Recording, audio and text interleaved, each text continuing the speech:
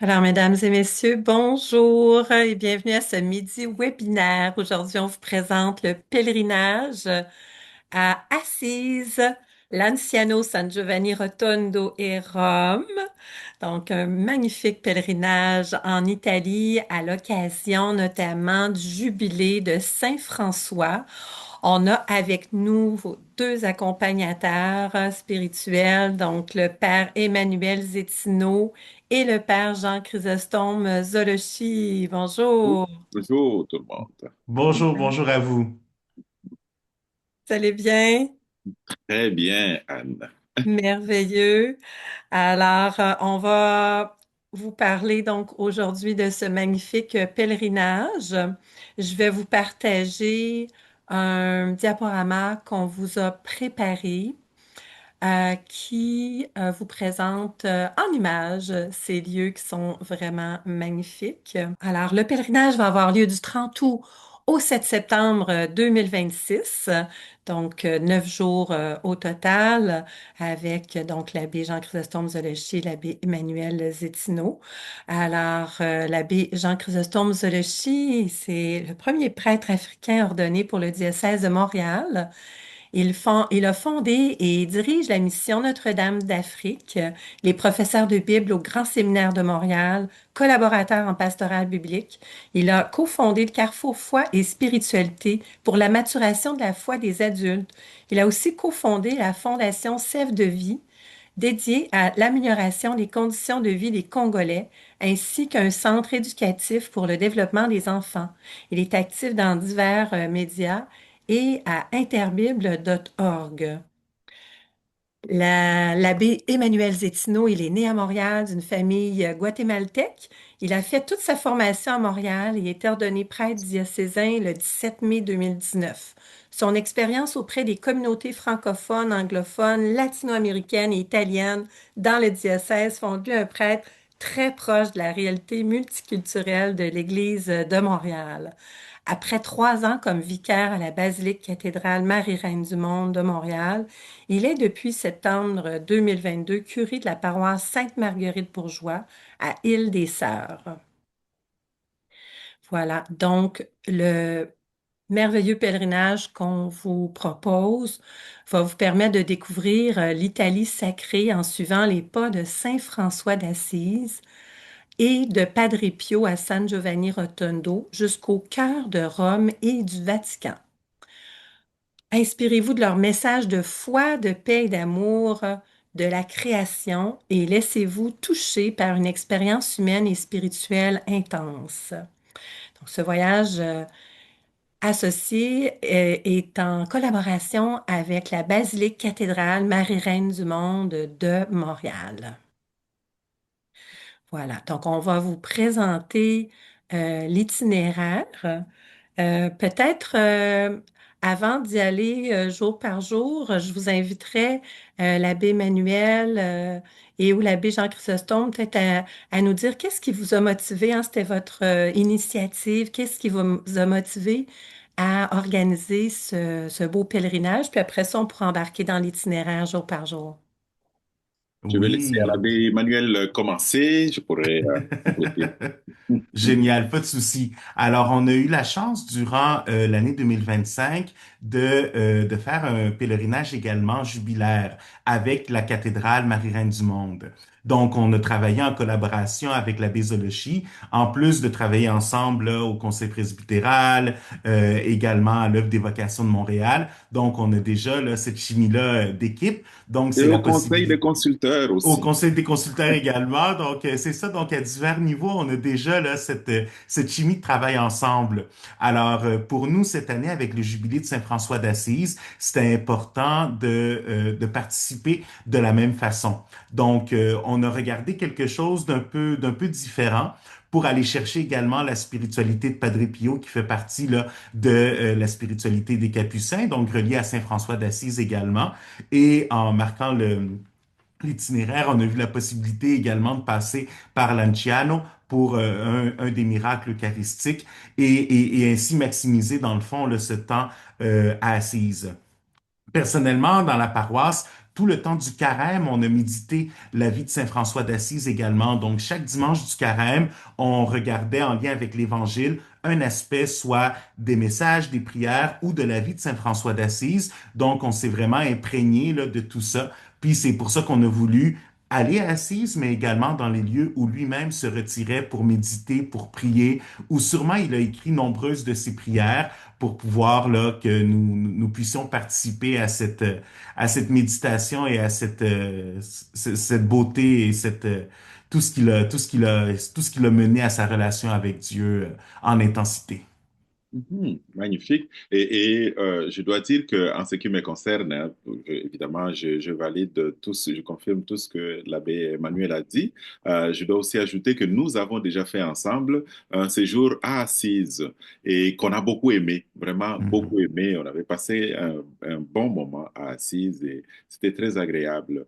Et on découvre vraiment les valeurs d'un temps passé à Assise, pas juste en y allant pour une journée comme je l'avais déjà fait dans le passé, mais en restant un bon 3, 4 jours à Assise. Et bon, je crois que on va avoir pour nous-mêmes et pour toutes les personnes qui voudront faire l'expérience là, je crois des beaux moments parce que tout ce que nous avons déjà fait dans le passé, l'abbé Emmanuel et moi, vécu à Assise, va servir parce qu'on veut le partager avec d'autres. C'est important de faire des expériences spirituelles, mais c'est beau aussi de partager ces expériences avec d'autres pour qu'ils puissent aussi à leur tour faire un petit bout de chemin. Donc, je crois que nous allons le vivre comme un moment qui nous inspire nous-mêmes, mais un moment que nous voulons partager pour qu'il inspire aussi les autres qui vont venir avec. Merveilleux. Merci beaucoup. Donc, on va plonger ensemble dans cet itinéraire. Alors, on va partir donc de Montréal pour un vol sur Rome.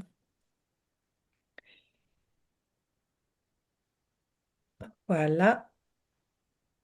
Est-ce que vous voyez bien mon écran? Oui, Oui, très bien. OK, parfait.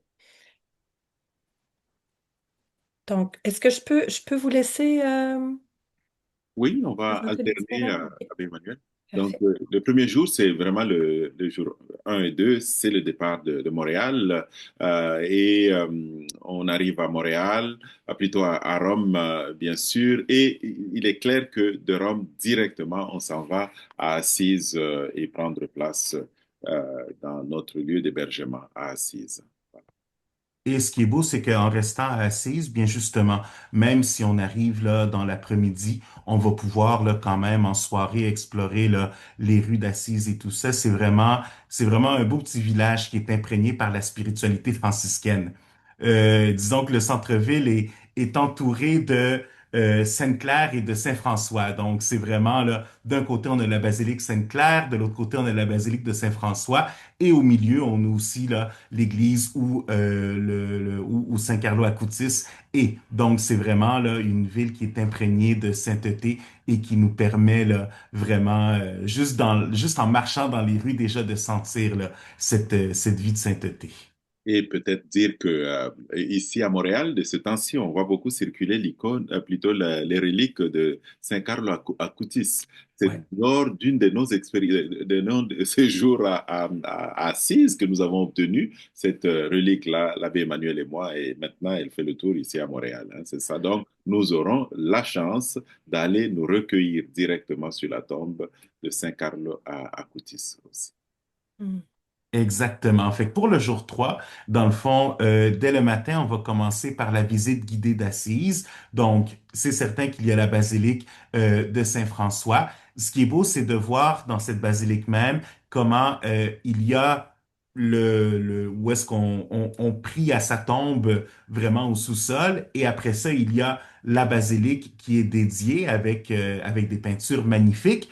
Et en plus, au troisième étage, donc à l'étage là, supérieur, c'est vraiment, là, malgré le tremblement de terre qui aurait pu là, détruire en totalité, ils ont quand même réussi là, à rescaper des œuvres du Gréco qui nous montrent la vie de Saint François d'Assise. Donc c'est vraiment là, tant dans la prière comme dans la beauté, on se rapproche de la vie de Saint François. Et personnellement, je fais aussi toujours un arrêt à la petite boutique des franciscains parce que ça aide également là, les franciscains. On le sait, dans les lieux de pèlerinage, il y a beaucoup de boutiques et de personnes qui installent là, leur magasin, mais là, c'est un magasin par les franciscains. Donc, je trouve que c'est toujours un bon soutien là, de les appuyer et on trouve de tout, là, même des bonbons, des savons. Alors, on en a pour tous les goûts.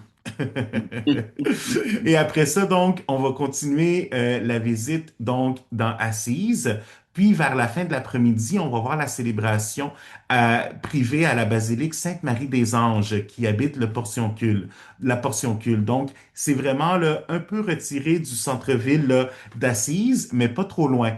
Et la portioncule, c'est vraiment cette petite église où Saint François a pris les paroles du crucifix de Saint-Damien quand le Seigneur lui disait, je veux que tu construises là mon église qui est en ruine. Donc c'est lui-même là qui a commencé à rebâtir le tout, même si par après il a compris que c'était d'un point de vue spirituel de vraiment là veiller à l'église là, universelle. Donc par sa mission, par sa vocation, et c'est pour ça que 800 ans après sa mort, on continue de vénérer là, sa mémoire et il continue d'être une inspiration pour la famille franciscaine, mais pour tous les baptisés également. Et c'est bien de voir comment chacun, hein, on peut se retrouver dans nos missions qu'on reçoit. Hein. Nous allons pouvoir faire un retour personnel vers notre mission. Qu'est-ce que Dieu nous dit et comment nous comprenons cela? Comment nous sommes capables de discerner sur la mission que Dieu nous donne dans notre monde et en nous laissant inspirer par l'expérience de Saint François. Donc le jour 3, puis le jour 4. Le jour 4, donc, assise avec une incursion à l'ermitage de Carceri, ah, c'est ça. Donc, visite de l'Ermitage et qui est situé sur les pentes boisées du mont Subasio. Nous avons fait l'expérience lorsque nous sommes allés à Assise. On est allé aussi à cet endroit-là. C'est un lieu vraiment paisible, un espace dans la nature qui permet à ce qu'on puisse soi-même vivre ce que Saint François a vécu à l'époque. Il a été souvent à cet endroit-là où il s'est réfugié, où il a été en prière avec ses compagnons. Hein, c'est ça. On peut voir, on peut même quasiment le sentir. Je me souviens la première fois où je suis allé, je me disais, mon Dieu, il devait coucher ici, là, lui. C'est vraiment bien. Exactement. Oui, puis souvent il faisait, on nous dit là, qu'il faisait même deux carêmes. Donc il y avait le carême là, qui était dédié là, à la Pâque et l'autre c'était, je pense, le carême dédié à Saint-Michel. Et puis c'est comme ça là, qu'il vivait ses grands temps de dépouillement. Et puis je pense que en visitant ces lieux-là, ça nous permet de voir que oui, la simplicité amène à cette relation avec Dieu, à cette intimité avec le Seigneur, se détacher de tout pour être en sa présence. Et c'est ça qui est beau dans un pèlerinage, c'est que c'est pas juste la visite de lieu, mais c'est vraiment entrer dans cette spiritualité-là et se laisser là, nourrir par l'Esprit Saint.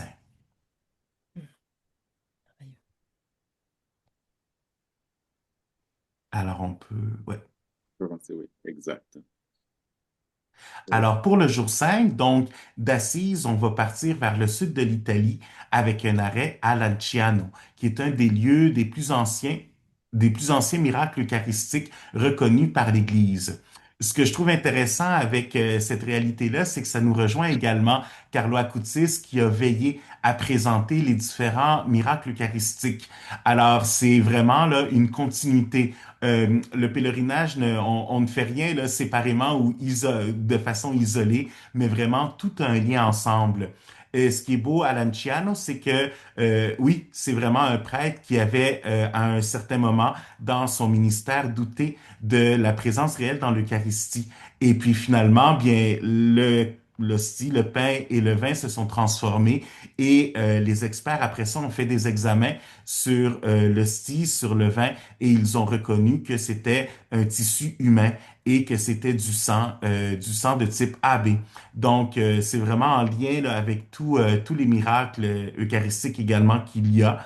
Donc, la possibilité de vraiment se centrer sur l'Eucharistie, se centrer sur ce Christ qui se fait présent à l'Eucharistie. Et après ça, de là, on va nous rendre vers San Giovanni Rotondo, qui est la ville qui est associée à Saint Padre Pio.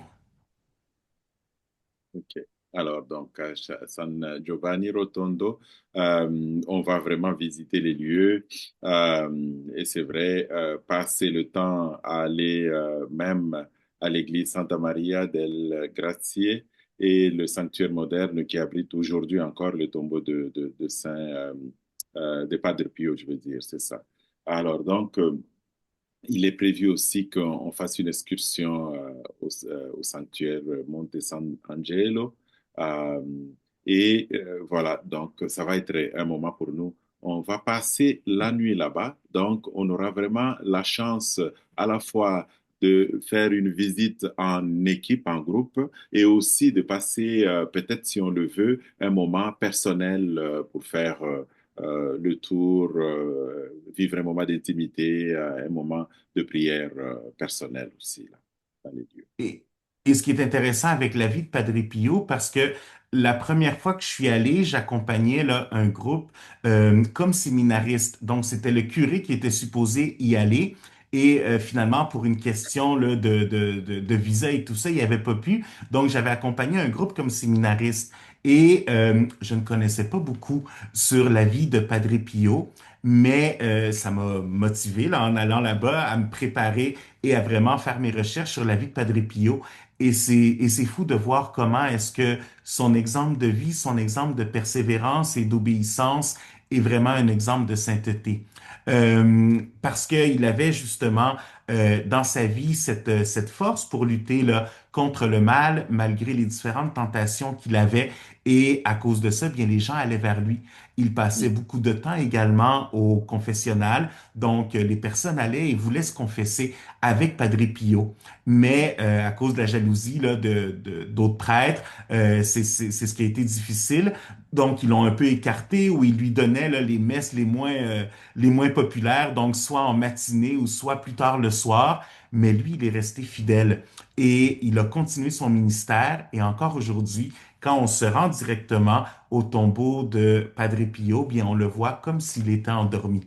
C'est vraiment là incroyable. On a des images là du pape François qui s'est rendu jusqu'à Padre Pio et de son vivant, Padre Pio a aussi connu Saint Jean-Paul II. Donc c'est vraiment là la sainteté qui se croise dans la vie, non seulement dans les cieux, mais vraiment là dans la vie terrestre également. Et puis le Monte Sant'Angelo, qui est vraiment un sanctuaire dédié à Saint-Michel-Archange. Donc, c'est un lieu où est-ce qu'on monte parce que c'est vraiment en montagne et de là, on descend les marches pour nous rendre jusqu'à la petite chapelle dédiée à Saint-Michel. Et il y a même là une roche où on dit là qu'il y a la marque justement là, du pied de Saint-Michel-Archange. Donc, c'est vraiment un lieu magnifique à découvrir. Et le jour 7, on passe de San Giovanni Rotondo pour arriver, pour aller à Rome. Donc, on partirait de San Giovanni Rotondo en après-midi pour venir à Rome. Et directement, arrivé à Rome, on s'installe.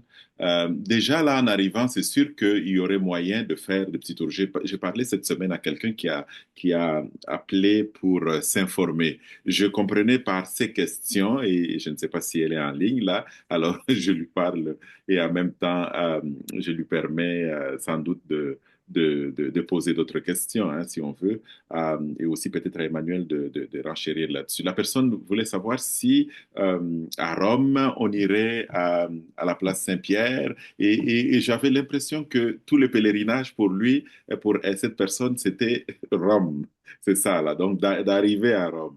Et j'ai eu à lui expliquer qu'on ferait le tour à Assise, qu'on irait à San Giovanni Rotondo et qu'on viendrait à Rome.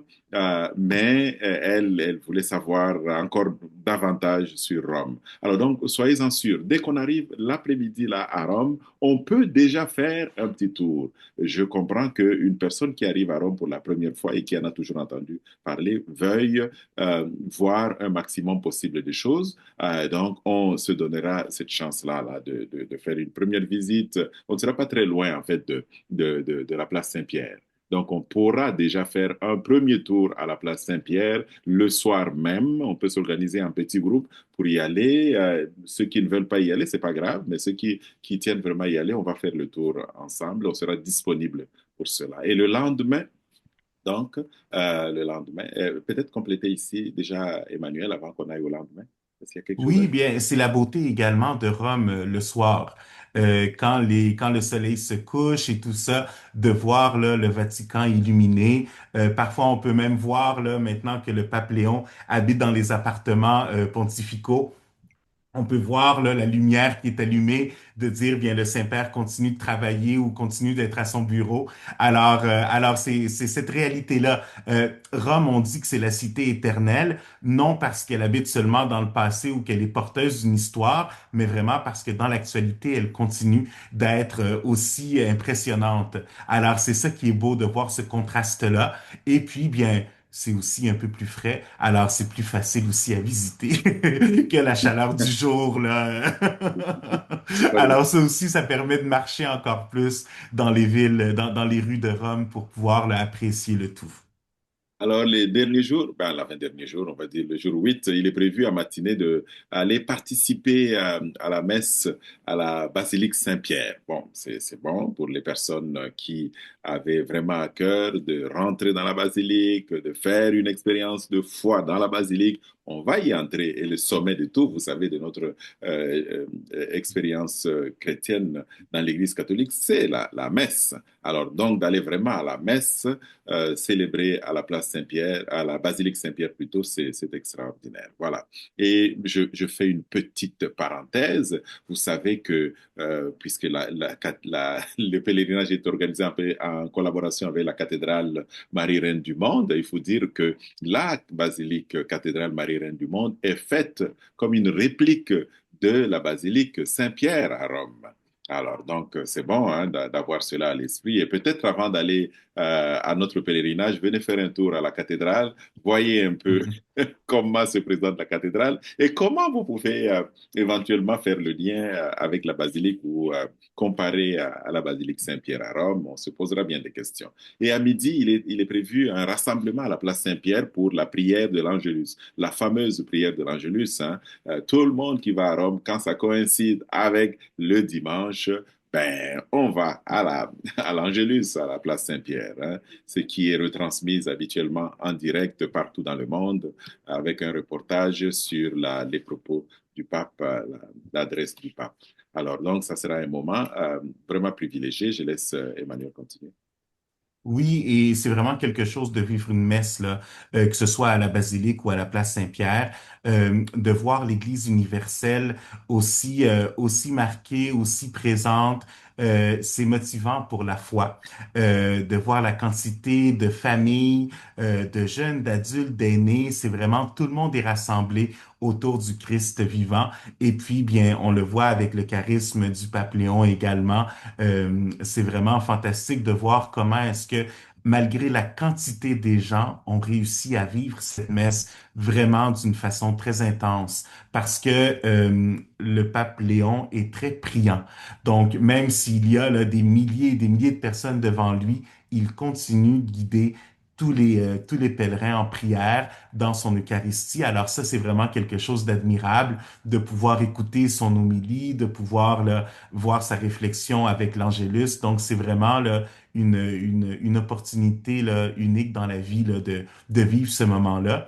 Et après ça, bien, pour l'après-midi libre à Rome, je pense que là, c'est important de voir s'il y a des personnes qui veulent voir quelque chose de spécifique, de vraiment là, s'informer avant, parce que c'est quand même facile de naviguer dans Rome. Alors, il y a seulement je pense maintenant 3 lignes de métro. Donc, ils ont rajouté là, la dernière, ça fait pas trop longtemps, qui arrive directement au Colisée. Alors, donc, différentes stations et tout ça. L'important, c'est juste de vraiment s'informer s'il y a quelque chose que vous voulez voir spécifiquement.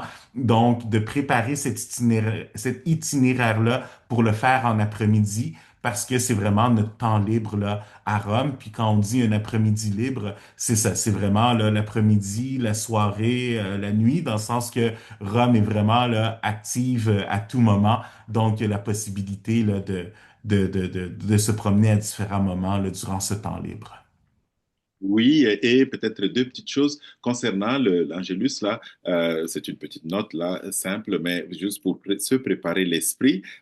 Moi, j'aime beaucoup le fait que ça fonctionne comme une vague, hein. Les gens arrivent parce qu'il y a à l'heure précise le début de l'Angélus. C'est comme si on voit arriver les gens, ou une marée, puis dès que ça finit, les gens repartent. Donc, faut saisir le moment, là, pour constater, vivre, intérioriser les choses qui se passent. Sinon, vite, c'est comme si on a manqué l'occasion.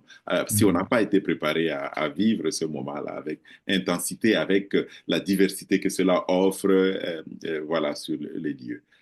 Je pense que ça vaut la peine. Et la visite à Rome, c'est vrai, hein, la visite après-midi, il est intéressant d'y aller déjà avec un petit plan. Hein, c'est ça, de prévoir à l'avance qu'est-ce que je voudrais faire, que je voudrais visiter ce jour-là, l'après-midi, pour maximiser hein, le profit qu'on peut retirer d'une telle expérience, d'une telle présence à Rome, pour l'après-midi. Voilà.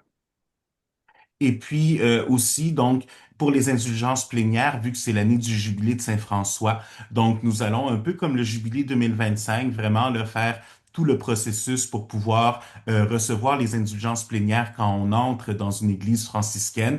Alors, pour ça aussi, c'est vraiment là, notre responsabilité au Père Jean Chrysostome et à moi-même de pouvoir vous guider dans ce processus-là. Alors, pour ça aussi, on va recevoir les grâces qui accompagnent le jubilé de Saint François d'Assise. Et puis, il y a Et le voilà. retour. Et le retour. Et Alors, voilà. en vol direct de Rome vers Montréal. Personne sur une aile, tout le monde dedans. Voilà, donc c'est avec Transat, c'est un vol direct, effectivement. Alors, merci beaucoup. C'était très enrichissant, votre présentation, très intéressant, belle synergie aussi.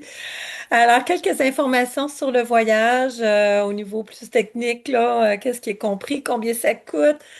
Donc là, présentement, il y a un rabais réservé taux qui est valide jusqu'au 30 avril. Mais on va vous faire un spécial. Tous les gens qui assistent à ce midi webinaire, vous allez avoir le rabais réservé taux, même si la date officielle est passée. On vous donne un rabais de 100 dollars. On va vous envoyer la retranscription de de ce webinaire et puis vous aurez, en fait, vous n'avez pas à vous inquiéter, on va juste prolonger la date jusqu'à ce week-end. Donc, ça va vous donner le temps d'aller vous inscrire pour profiter du rabais réservé taux de 100 dollars. Voilà, donc en occupation double ou twin, double, c'est un lit matrimonial pour pour les couples normalement, là. Et puis en twin, c'est deux lits simples. Hein. C'est pas comme en Amérique du Nord, on a souvent des hôtels avec deux lits doubles. Ben, là-bas, c'est soit un lit double ou deux lits simples. Donc, c'est à vous de sélectionner ce que vous préférez. Ou une occupation simple. Si vous voulez votre propre chambre privée, donc il y a un supplément qui est quand même très raisonnable. C'est même pas 400 dollars. Donc, 4 449 au total avec le rabais réservé tôt pour avoir votre chambre privée. Sinon, des fois, les gens demandent un jumelage. Donc, on offre le service de jumelage. Euh, Si, par contre, c'est pas possible, ah oui, on assume les frais pour ce voyage-là. Donc, ça veut dire si vous demandez d'être jumelé puis qu'on n'arrive pas à vous jumeler, donc on assume les frais additionnels pour votre chambre 5. Fait que ça vaut la peine. Donc, voilà. Donc, qu'est-ce que ça comprend? Le forfait comprend le vol aller-retour Montréal-Rome avec Air Transat, le transport en autocar privé, donc pour tous les déplacements, là, finalement, entre Assise, Lanciano, San Giovanni Rotondo, etc. Donc, vous avez le transport. Quand vous êtes à Assise, ben, les visites qu'on a prévues, ça se fait à pied ou donc, mais tous les transferts selon l'itinéraire, tout ça, c'est inclus avec un transport privé. 2 repas par jour, donc vous avez tous les petits déjeuners et tous les soupers qui se prennent normalement à l'hôtel. Vous avez 7 nuits d'hébergement dans les hôtels mentionnés, donc dans le programme détaillé que vous retrouvez sur notre site Internet. On a aussi des maisons religieuses. Et puis, frais d'entrée et visite. Donc, toutes les visites qu'on a mentionnées qui sont dans le programme sont incluses. Les réservations de messe, bien sûr, puis toutes les taxes. Qu'est-ce qui n'est pas inclus? L'assurance voyage. Si vous n'en avez pas déjà, nous, on peut vous faire une soumission avec la Croix-Bleue sans engagement. Donc, ça va nous faire plaisir juste à nous contacter. C'est très important d'avoir au minimum une assurance soins médicaux d'urgence si jamais vous tombez malade ou vous avez un accident pendant le voyage. Donc, vous allez être couvert. C'est très important. On recommande aussi l'assurance annulation si jamais vous tombiez malade avant de partir en voyage puis que vous pouvez pas plus voyager, ben à moins de 60 jours, le voyage n'est pas remboursable parce que nous, on doit payer tous nos fournisseurs. Et on doit aussi donner un dépôt. Donc, même le dépôt au moment de l'inscription, on va vous en reparler tout à l'heure. Le dépôt n'est pas remboursable, mais vous pouvez avoir une assurance annulation pour pouvoir à ce moment-là, si vous tombez malade ou qu'il y a de la mortalité dans votre famille ou quoi que ce soit qui vous empêche de voyager là, pour une raison majeure, là, donc à ce moment-là, vous seriez remboursé par votre compagnie d'assurance. Fait qu'on pourra vous donner tous les détails là-dessus. Il y a un forfait qui inclut aussi une assurance bagage en cas de vol ou perte de bagage, donc ça vaut la peine là, de bien se renseigner. Les boissons au repas ne sont pas incluses, bien sûr, au petit déjeuner, thé, café, c'est inclus, mais le soir, pendant les soupers, si vous avez le goût d'un petit verre de vin ou une boisson gazeuse ou même l'eau en Italie, hein, c'est pas de l'eau du robinet, ils vous amènent sur la table soit de l'eau de source ou de l'eau pétillante, là, de l'eau minérale, et il y a des frais pour l'eau aussi. Les repas non mentionnés dans l'itinéraire, donc ça veut dire les repas du midi, c'est les seuls repas qui vous restent à défrayer. Donc prévoir un petit budget pour ça. On mange habituellement très bien au déjeuner, fait que souvent le midi, ben, il y en a qui veulent juste un petit panini, puis c'est tellement bon. Vous pouvez trouver ça pour un prix très raisonnable. Ou sinon, ben, il y a des menus aussi, entre autres à Rome, on a des menus de touristes là, à 15-20 € un repas 3 services, on mange très bien. Donc voilà, ce sera libre à vous. Et Euh, on fera les arrêts nécessaires pour le gelato aussi. Il n'y a ah pas de oui, souci. tout à fait. Ça, c'est un incontournable. C'est bon. Donc, ensuite, bon, le port des bagages, ça va de soi, là. Mais en fait, dans les hôtels, il y a possibilité, là. Il suffit de laisser un pourboire. Après ça, donc pour les messes, c'est libre à chacun. Les pourboires, également. On vous suggère de prévoir environ, quand il y a des visites guidées et tout, l'autocar privé pour le chauffeur, le guide local et tout ça, c'est à peu près 10 euros, 10 à 12, incluant là, les dons pour les messes, euros par jour qu'il faut prévoir pour ça. L'ETIAS, en fait, c'est prévu en 2026 une exemption du visa. Vous savez qu'en tant que, si vous êtes citoyen canadien, vous n'avez pas besoin de visa, mais ils sont en train de mettre en place ce qu'ils appellent l'ETIAS pour l'exemption de visa et les Canadiens vont devoir aller s'inscrire en ligne. Pour le moment, ce n'est pas encore activé. Le site web est déjà en place. mais on ne peut pas encore s'inscrire à l'ETIAS. Donc, il n'y a rien à faire pour le moment, mais si ça venait à être mis en place avant le départ, ce qui risque d'être le cas, donc il va falloir vous inscrire en ligne pour l'extension de visa. C'est très similaire à l'AVE qui existe déjà au Canada pour les étrangers qui viennent visiter le Canada. Ça coûte 7 dollars canadiens. L'ETIAS, on a entendu dire que ça serait autour de 15 euros. Donc, pas des gros frais. Puis, on vous avisera. Mais pour le moment, c'est pas encore activé. Également, le fonds d'indemnisation des clients des agents de voyage. Présentement, c'est gratuit. C'est une protection financière extraordinaire. Aussitôt que vous achetez un voyage avec une agence de voyage, vous êtes couvert et ce fonds-là vous protège si jamais il y avait soit un cataclysme, euh, guerre, terrorisme, une épidémie ou une autre pandémie. S'il y a un avis d'éviter tout voyage non essentiel à votre destination, vous allez être remboursé ou un avis d'éviter tout voyage non essentiel hors du Canada, comme on a eu pendant la pandémie. À ce moment-là, vous êtes couvert. Ça veut dire que euh, ça remplace pas une assurance annulation, là, mais s'il y a un avis gouvernemental d'éviter de voyager ou s'il y avait une faillite de la compagnie aérienne ou de l'agence de voyage, ben vous êtes couvert pour tout service non rendu. Vos fonds sont couverts avec cette protection-là. Alors, c'est vraiment extraordinaire. Ensuite, pour l'hébergement, oui, donc à Assise, donc les 3 nuits vont être à Casa del Terciano. Donc, c'est une maison religieuse, la maison Casa Santa Elisabetta de Sainte-Élisabeth. Alors, c'est là où vous allez coucher pendant les 3 nuits au cœur d'Assise. Ensuite, à San Giovanni Rotondo, vous serez 2 nuits à la maison religieuse Centro Accoglienza.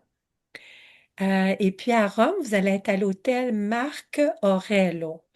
Donc, c'est dans le quartier Aurelio et c'est un hôtel 4 étoiles. Alors, vous finissez avec un bon confort. Mais les maisons religieuses en Italie, vous allez voir, c'est extraordinaire. C'est comme des hôtels 3 étoiles et vous avez une salle de bain privée. Alors, vraiment, vous allez être confortable aussi dans les maisons religieuses, ne vous inquiétez pas. Donc, voilà, les hébergements sont indiqués aussi dans notre site Internet si vous voulez aller les voir. Voilà. Donc, pour l'inscription, la date limite est le 30 juin, mais dépêchez-vous de vous inscrire. Comme je vous dis, jusqu'à la fin du week-end, là, vous allez pouvoir avoir le rabais réservé taux de 100 dollars. Donc, ne tardez pas. Mais la date limite, là, si vous avez des amis plus tard qui veulent se rajouter, qui veulent vous suivre, donc ils doivent s'inscrire absolument avant le 30 juin. Pour vous inscrire, vous pouvez aller sur notre site Internet. En haut de la page web du voyage, à droite, vous allez devoir sélectionner le type de chambre que vous voulez, soit twin, en jumelage ou avec une autre personne, ou en double, ou en une chambre privée. Et puis ensuite, vous mettez ça dans le panier. Vous allez voir le panier et là, vous allez remplir le formulaire. Vous pouvez sinon télécharger et remplir le formulaire PDF qui est dans le site web ou qu'on peut vous envoyer par courriel ou encore par la poste. Donc, vous le remplissez et vous pouvez nous envoyer votre dépôt par la poste, par chèque ou par virement Interac, il n'y a pas de problème. Ou même par téléphone, si vous avez besoin d'aide, on peut vous aider pour votre inscription en ligne avec paiement par carte de crédit ou un autre mode de paiement tel que je viens de mentionner. Il faut s'inscrire le plus tôt possible. Les places sont limitées. Vous devez joindre, si vous l'envoyez par la poste, une photocopie de votre passeport. Sinon, si c'est en ligne, vous allez recevoir par après un lien ou sur votre compte en ligne, vous pouvez téléverser votre passeport de façon sécuritaire parce on en a besoin là, pour, entre autres, pour les hôtels. L'assurance voyage, donc je vous en ai parlé, juste à nous contacter si vous voulez avoir une prime, une soumission gratuite. Nombre de participants, donc le minimum est de 20 et le maximum est de 35. Alors, les places sont vraiment limitées. Alors, ne tardez pas à vous inscrire. Tous les voyageurs canadiens qui se rendent en Italie doivent être en possession, bien sûr, d'un passeport valide au moins 3 mois après la date prévue du retour. D'accord? Puis l'ETIAS, comme je vous ai dit, il n'est pas encore entré en vigueur. On va vous informer si c'est le cas. Pour plus d'informations, on vous invite à contacter Monsieur Éric Ramirez, qui est le coordonnateur pour ce voyage. Donc, vous appelez à notre bureau, il est au poste 202, où vous pouvez demander Éric à la réceptionniste. Donc, poste 202, vous pouvez aussi le contacter par courriel si vous avez besoin d'assistance pour faire votre inscription. Voilà, c'est la période maintenant des questions. Alors, n'hésitez pas, on est en mode webinaire. Je sais que pour le moment, vous ne pouvez pas ouvrir votre micro, mais si vous levez la main, on va pouvoir vous ouvrir votre micro pour que vous posiez vos questions directement aux, euh, aux accompagnateurs ou à moi-même. Ça va nous faire plaisir. Alors, juste à appuyer dans le bas de l'écran, là, dans le menu, c'est écrit lever la main. Vous avez la version anglaise raise hand. Alors, vous pouvez aussi poser vos questions dans le Q&R. Je vois qu'on a déjà une question de débit. Haha! No gelato, no pilgrimage. En effet, ça fait partie. J'adore votre humour, Déby. C'est excellent. Alors, vous pouvez toujours poser des questions sur le QR, mais je vous invite à lever la main. Ça va nous faire vraiment plaisir de vous donner la parole. Alors, je vois qu'il y a déjà un spectateur avec la main levée. Isabelle Fernandez. Alors, vous pouvez ouvrir votre micro pour poser votre question. Vous pouvez y aller, votre micro est ouvert. Est-ce que vous nous entendez? Je suis désolée, on ne vous entend pas. Ah, Vous m'entendez maintenant? oui. Parfait, merci pour la présentation. J'ai deux questions. La première, c'est est-ce qu'on aura la possibilité d'assister à la messe tous les jours durant ce voyage? Absolument. C'est un pèlerinage. Vous avez deux prêtres avec vous. Il y aura toujours des messes à chaque jour, oui. Alors, on D'accord, va sûrement parfait. se partager en rotation les messes entre nous deux. Et puis, si c'est pas nous, bien, ce sera le pape. Alors oui, on va avoir cette possibilité-là. Très bonne Génial. idée. Oh, oui, j'avais pas pensé à celle-là. Et la deuxième question, c'est pour Anne. Est-ce que pour le montant total du paiement, est-ce qu'on doit payer au plus tard le 30 juin? Oui, la date limite d'inscription est aussi la date limite pour le paiement final qui doit être fait à 60 jours du départ. D'accord, parfait. Merci beaucoup. Ça me fait plaisir qu'on avait d'autres mains levées. Alors, n'hésitez pas s'il y a d'autres questions. De toute façon, on est toujours disponible chez Spiritour. Si vous avez d'autres questions qui émergent, vous n'avez qu'à nous téléphoner. Ça nous fera plaisir de vous répondre. Et je laisse le mot de la fin à Père Emmanuel et Père Jean Chrysostome. Oui, bien en fait, pour moi, je pense que c'est de continuer là, cette année jubilaire de Saint-François d'Assise. Et ça me faisait sourire parce que l'année prochaine, c'est aussi le jubilé de Saint-Jacques à Compostelle. Donc, je partageais ça, puis il y a un paroissien qui me dit, bien, finalement, l'Église est tout le temps en jubilé. Un jubilé. Mais oui, et je lui disais, bien, c'est ça la miséricorde de Dieu. Le Et Seigneur, voilà. il veut la donner et il veut qu'on la reçoive. Donc, c'est vraiment cette opportunité-là, comme Église, de vivre ces différentes spiritualités-là d'année en année, mais surtout de se centrer sur cet amour de Dieu qui est généreux et qui veut venir à tous. Alors, c'est cette opportunité-là qu'on prend en visitant ces lieux-là qui sont dédiés à Saint François d'Assise comme exemple, mais également emprunt là, de la spiritualité comme les Capucins avec le Padre Pio. Et on ne pourra pas dire que Dieu ne nous donne pas des occasions pour revenir à lui, pour rester en communion, pour demeurer dans son amour. Exactement. Voilà, donc ça serait une grande joie et vraiment de vivre cette expérience avec vous. Merci à Merveilleux. Ben, merci à vous, merci d'avoir été là, merci à tous. Et donc, on vous souhaite une très bonne fin de journée et on espère que vous allez vous inscrire à ce magnifique pèlerinage. Merci. Merci pour tout, là. Plaisir. Bonne fin de journée.